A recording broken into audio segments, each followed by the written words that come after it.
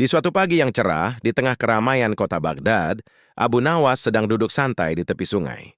Ia menatap air yang mengalir sambil berpikir bagaimana cara makan siang tanpa harus keluar uang. Namun, nasib berkata lain karena tiba-tiba datang dua prajurit istana dengan wajah serius.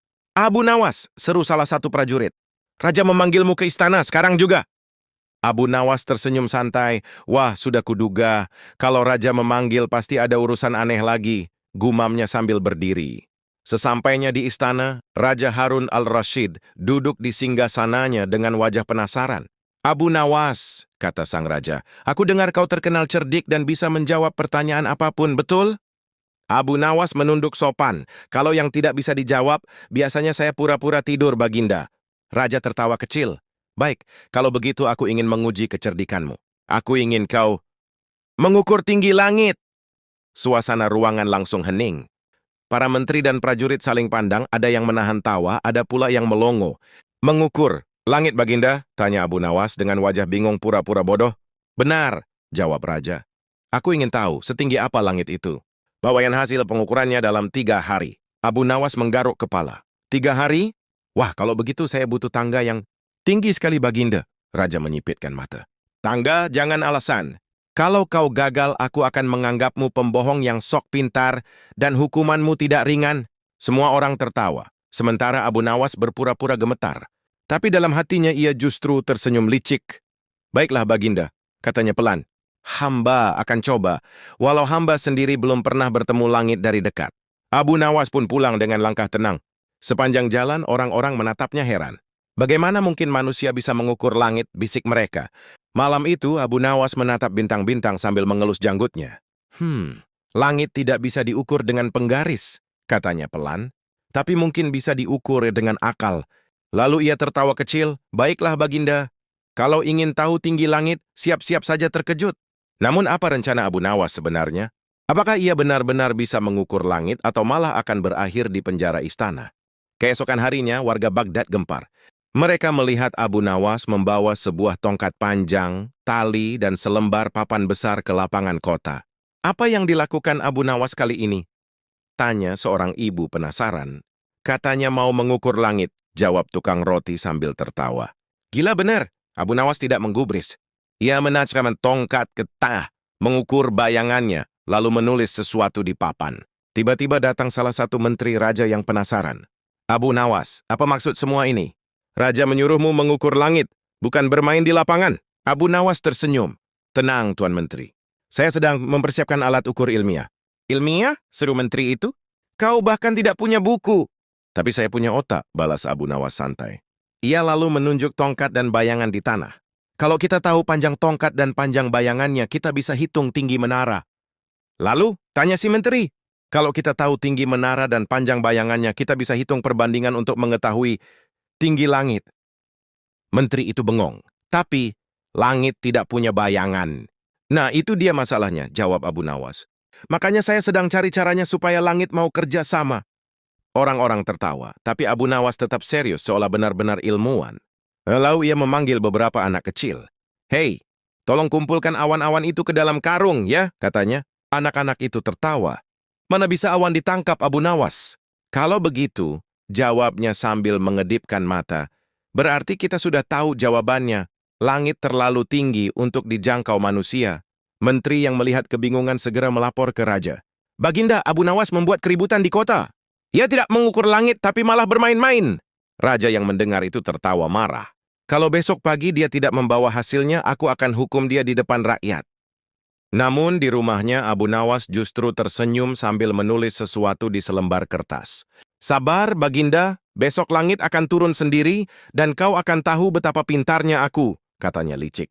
Tapi, apa yang sebenarnya sedang disiapkan Abu Nawas? Apakah ia benar-benar punya cara membuat langit turun di hadapan raja? Keesokan harinya, suasana istana Baghdad sangat sibuk. Semua orang menunggu hasil kerja Abu Nawas yang katanya sedang mengukur langit. Raja Harun al-Rashid duduk di singgasananya dengan wajah setengah senyum, setengah tidak sabar. "Abu Nawas ini memang licik," gumam raja.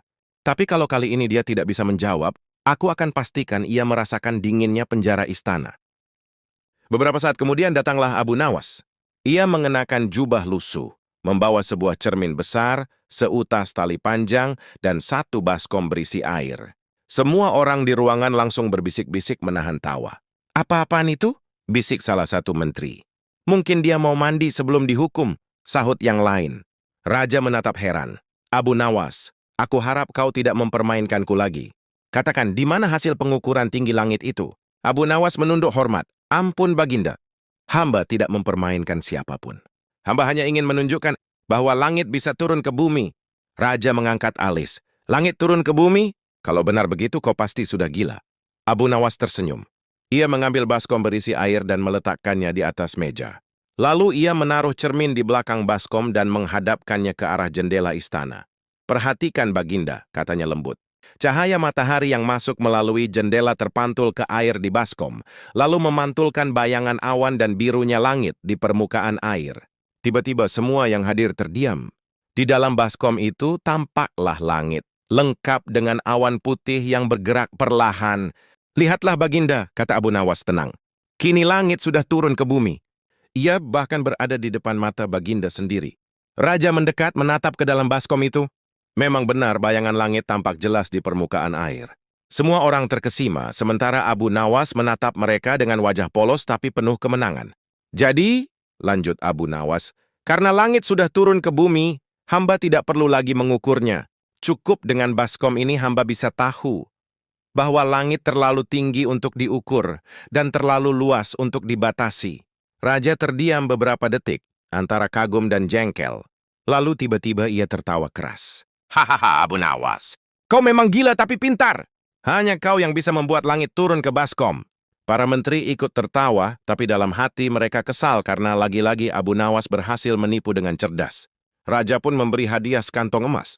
"Sebagai penghargaan ini hadiah untuk kecerdikanmu. Tapi ingat, suatu saat aku akan memberimu tugas yang lebih sulit lagi." Abu Nawas menunduk sambil tersenyum. "Terima kasih, Baginda. Hamba siap kapanpun langit dipanggil lagi untuk turun." Dan hari itu seluruh kota Baghdad kembali ramai membicarakan keajaiban Abu Nawas. Orang-orang berkata, dia satu-satunya orang di dunia yang bisa menurunkan langit tanpa menaiki tangga. Beberapa hari setelah peristiwa itu, di pasar Baghdad terdengar gosip baru. Konon salah satu menteri iri berat karena Abu Nawas selalu berhasil lolos dari tantangan raja dan malah mendapat hadiah. Menteri itu, bernama Tuan Jalal, sangat sombong dan suka menjelekkan Abu Nawas di depan rakyat. "Ah, orang itu cuma penipu yang pandai bicara.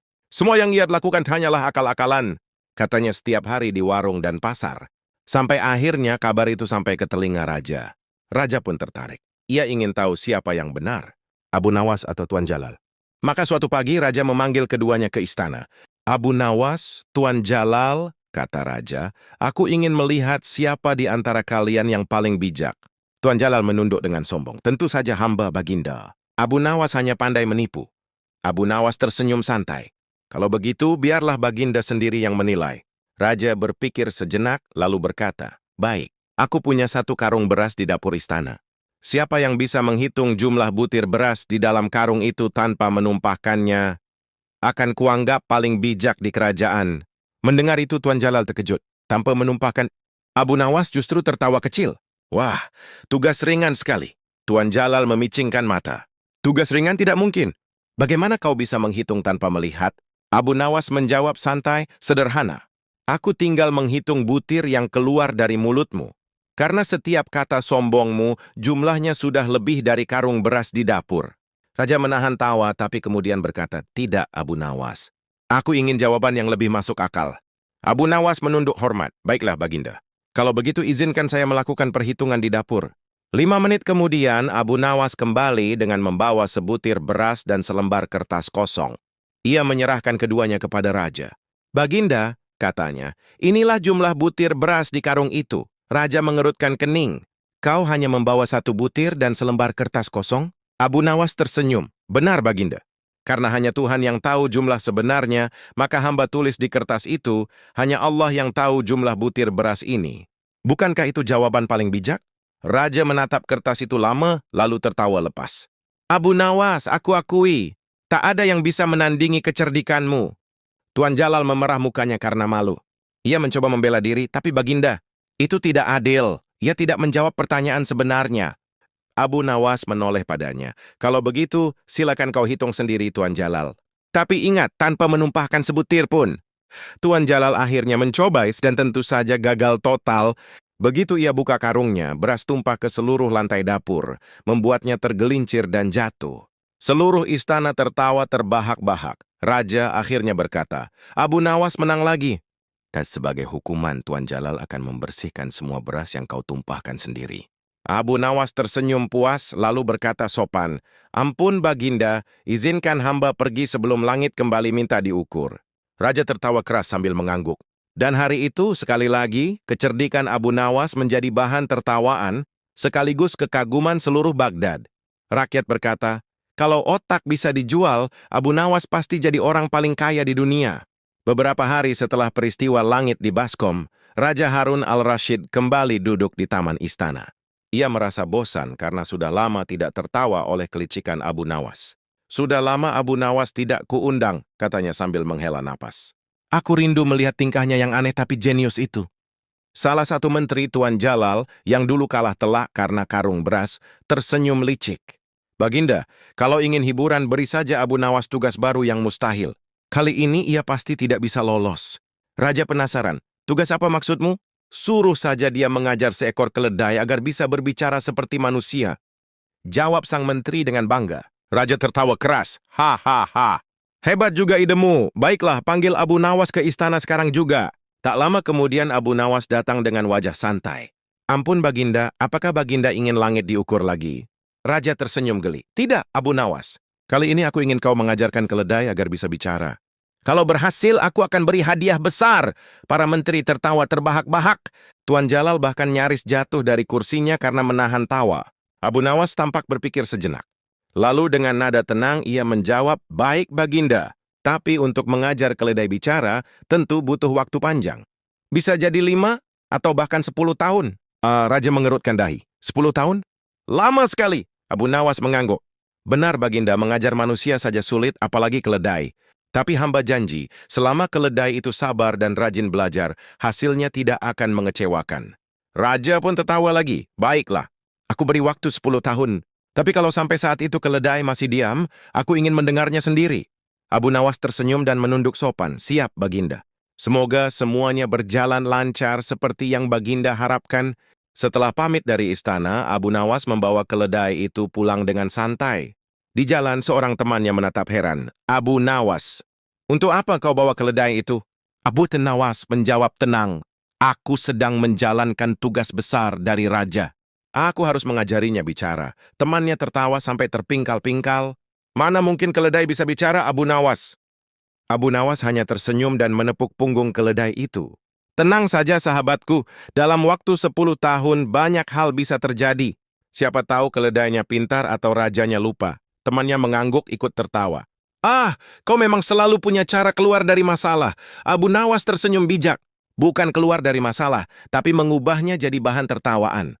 Itu lebih ringan di hati. Dan sejak hari itu, penduduk Baghdad kembali heboh.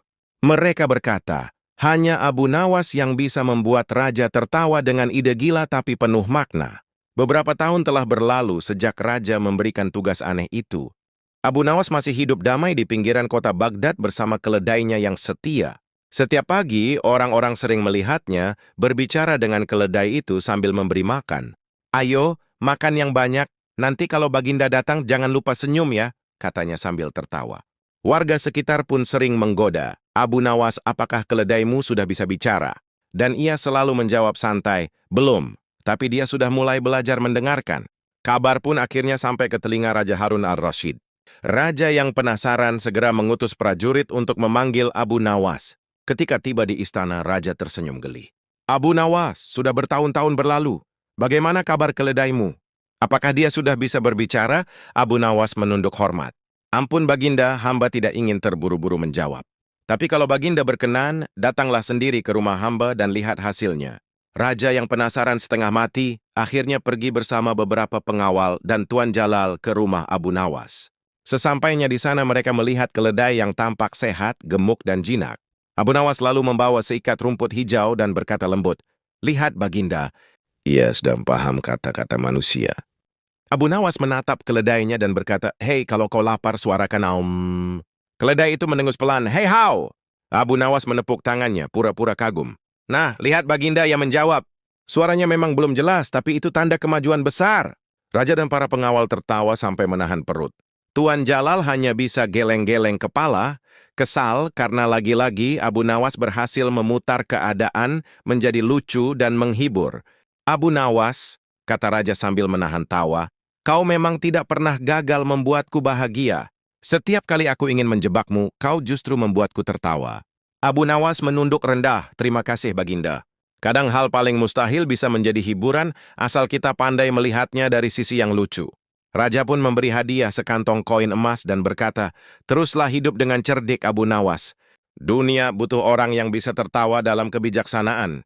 Abu Nawas tersenyum lebar dan menjawab, "Hamba akan terus begitu, Baginda. Karena bagi hamba, hidup ini terlalu singkat untuk diisi dengan keluh, lebih baik diisi dengan akal dan tawa." Dan sejak hari itu, nama Abu Nawas semakin terkenal di seluruh Baghdad, bukan hanya sebagai orang pintar, tapi juga sebagai sosok yang bisa menertawakan hidup dengan cara yang cerdas dan sederhana. Kalau kamu suka kisah lucu dan penuh makna kayak gini, jangan lupa like, follow, dan aktifkan loncengnya. Biar kamu nggak ketinggalan kisah Abu Nawas lainnya yang lebih kocak dan menginspirasi.